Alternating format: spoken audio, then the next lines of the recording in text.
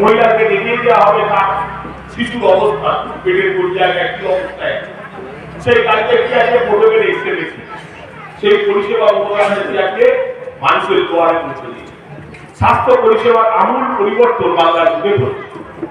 মহাত্মা গান্ধী যে রাম রাজত্বের কথা বলছেন, সেই রাম রাজত্ব মন্দির নির্মাণ নয়, সেই রাজত্ব ছিল সকলের সমান অধিকার, সকলের জন্য সরকারের পরিষেবা, সকলের সরকারি ক্ষেত্রে তাদের উদ্যোগ, তাদের অবস্থা।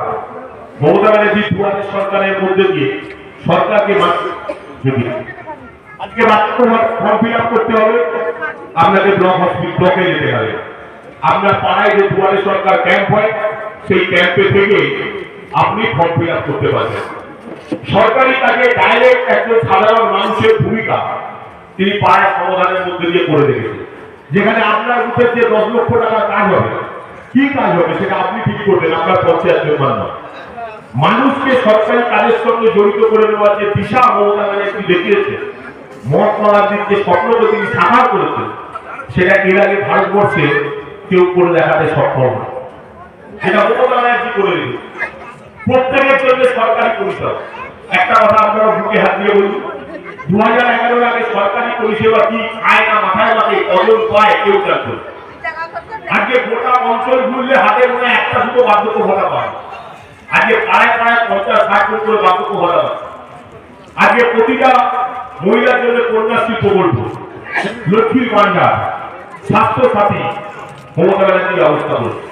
স্বাস্থ্য সাথীর মধ্যে শুধু আপনি আপনার শ্বশুরের বা শাশুড়ির চিকিৎসা নয়, বা আপনার স্বামীর চিকিৎসা নয়, স্বাস্থ্য সাথীর কার্ড থাকলে আপনি সেই টাকায় আপনি আপনার বাপের বাড়ির বাবা মায়েরও চিকিৎসার ব্যবস্থা করতে পারেন।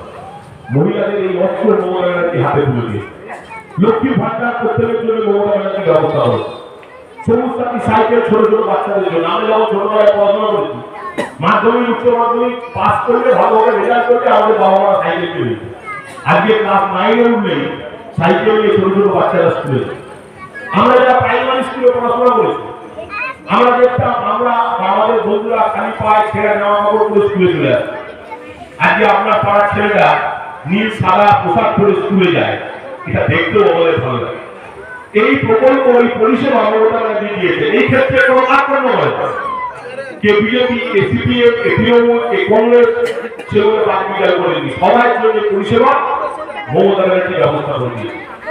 আপনার পাড়ার বিজেপির কর্মীরা হয়তো আমার পঞ্চায়েত মেম্বার বার্ধক্য ভাতা দিচ্ছে, লক্ষ্মীর ভান্ডার দিচ্ছে, সে ডাইরেক্ট দিদিকে বলে ফোন করছে, নবান্ন থেকে তার পাশ হয়ে চলে আসছে, তার বাড়িতে বার্ধক্য ভাতা অথবা লক্ষ্মীর ভান্ডার অথবা সবুজ সাথী অথবা স্বাস্থ্য সাথী পৌঁছে যায়।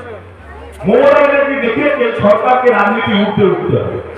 সরকার রাজনীতির উঠতে উঠে কেন্দ্রের সরকারের যে দায়িত্ব, সেই দায়িত্বগুলো কেন্দ্র না পালন করার ফলে সেগুলো মমতা ব্যানার্জি পালন করতে হচ্ছে। 100 দিনের প্রকল্প, কেন্দ্রীয় প্রকল্প, দীর্ঘদিন টাকা দেয়নি। হাইকোর্ট বলেছে টাকা দিতে কেন্দ্রকে, সুপ্রিম কোর্ট বলেছে টাকা দিতে কেন্দ্রকে, তা সত্ত্বেও টাকা দেয় না। মমতা ব্যানার্জি তাদের জন্য নিজের রাজ্য সরকারের ফান্ড থেকে 100 দিনের লেবারকে টাকা দেওয়ার ব্যবস্থা করে। প্রধানমন্ত্রী আবাস যোজনা দীর্ঘদিন কেন্দ্র টাকা দেয়নি, বন্ধ হয়ে পড়ে আছে। মমতা ব্যানার্জি বাংলা আবাস যোজনা তাদের বাড়ি করার ব্যবস্থা করেছে।